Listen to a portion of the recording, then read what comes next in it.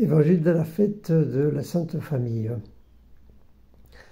Nous sommes habitués pendant cette semaine à être tout près de Jésus, Marie et Joseph. Nous l'avons vu naître et aujourd'hui, on nous propose de contempler leur vie cachée parce qu'elle passe inaperçue pendant toutes ces années et à Nazareth.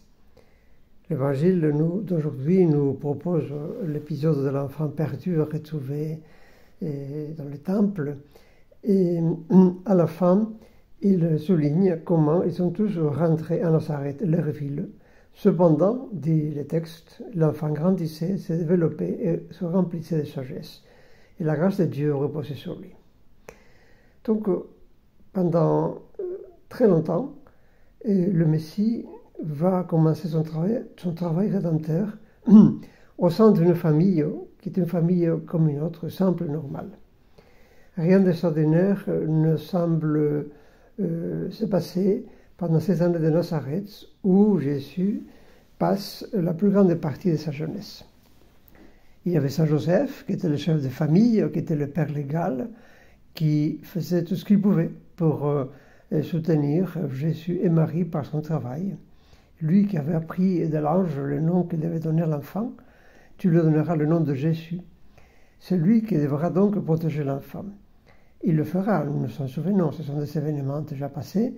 Lève-toi, prends l'enfant, fuis en Égypte, lève-toi et retourne dans ta patrie plus tard. Et l'ange lui dit toujours, ne va pas à Bethléem, mais à Nazareth. Et voilà, Saint Joseph s'en occupe. Et Jésus, pendant ces années, va apprendre de lui son métier. Il va prendre le moyen de gagner sa vie. Et comme il devait regarder Saint Joseph, admiratif de la façon de travailler de cet homme. Et aussi, il va apprendre les manières, la tournure, sa façon de s'exprimer, tout cela. Et Jésus l'apprendra aussi bien de Joseph que de Marie, sa mère. Et les dictons populaires, plein de sagesse, qu'il va utiliser plus tard lors de sa prédication, il a vu aussi sa mère garder un peu de pâte d'un jour à l'autre comme levure, y ajouter de l'eau, la mélanger à une nouvelle pâte qu'elle faisait fermenter dans un linge propre. Et nous pouvons s'imaginer l'enfant Jésus qui regardait sa mère quand elle raccommodait les linges, et quand un vêtement était déchiré, comme elle cherchait un morceau de tissu, et il le raccommodait. Avec sa curiosité d'enfant, et Jésus lui demandait pourquoi elle ne se servait pas d'un tissu neuf. Et la Vierge lui expliquait que les morceaux neufs tirent sur le tissu et le déchirent quand on les mouille. Il valait mieux raccommoder avec un vieux tissu. Il voyait comment on rangeait les habits de fête dans un coffre, et Marie y mettait des plantes aromatiques pour éviter que les mythes ne les détruisent. Toutes ces choses-là, plus tard, vont ressortir dans la prédication de Jésus.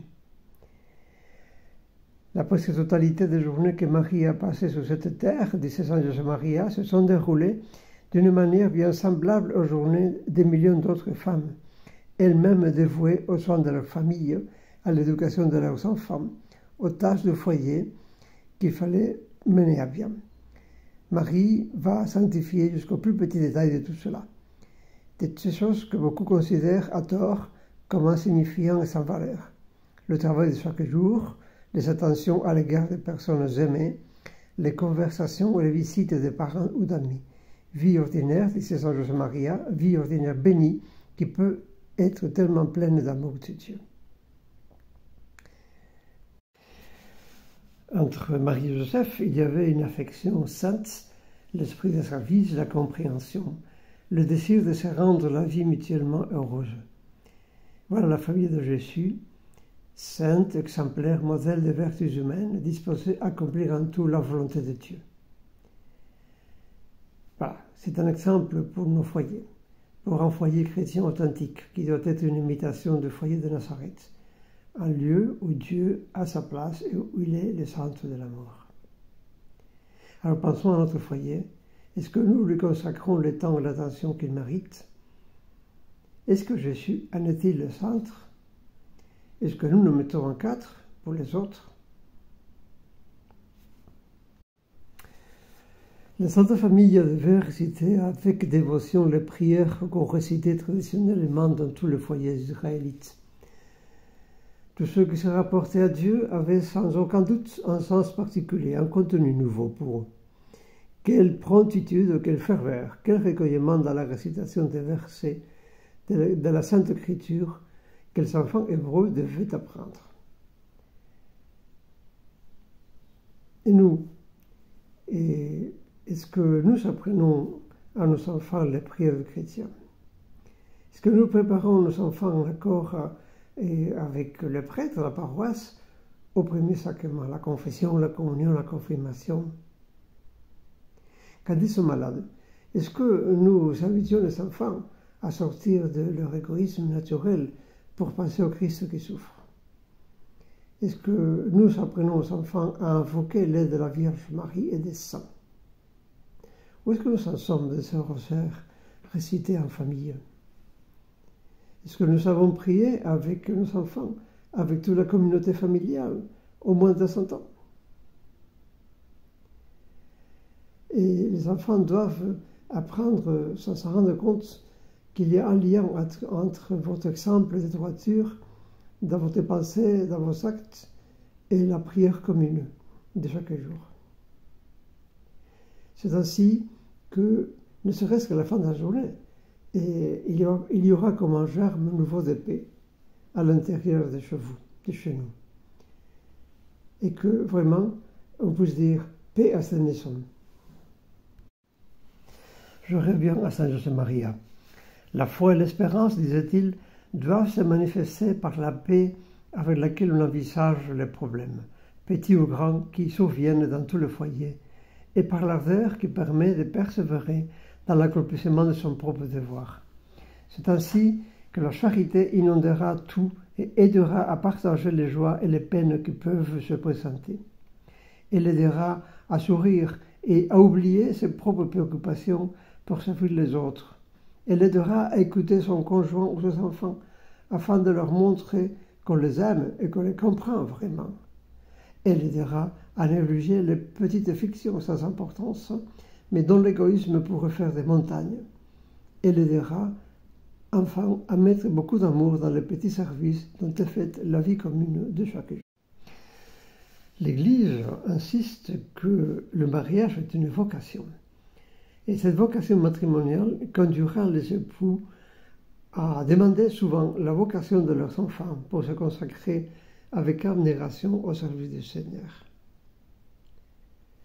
En effet, Nazareth est l'école où l'on commence à comprendre la vie de Jésus. C'est l'école où débute la connaissance de l'Évangile.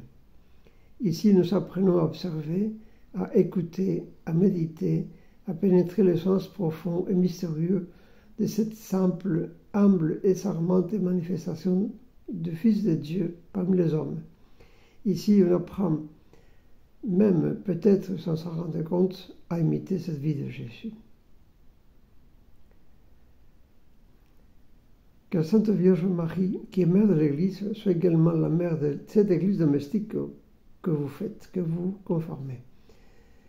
Que grâce à son aide maternelle, toute famille chrétienne puisse devenir vraiment une petite Église dans laquelle se reflète et revive le mystère de l'Église de Christ. Elle qui est la servante du Seigneur, qu'elle soit l'exemple de l'accueil humble et généreux de la volonté de Dieu. Elle qui fut la mère douloureuse au pied de la croix, qu'elle soit là pour alléger les souffrances et essuyer les larmes de ceux qui sont affligés par les difficultés de leur famille. Et que dans cette année, signée par l'espérance que le Saint-Père nous a aimés et que l'Église nous offre d'obtenir dans cette année jubilaire, et bien que cette espérance remplisse la joie de notre foyer et nous fasse vivre le cœur mis dans cette grande famille, dans cette famille, dans cette origine de toutes les familles que Dieu en est trine et en lui-même.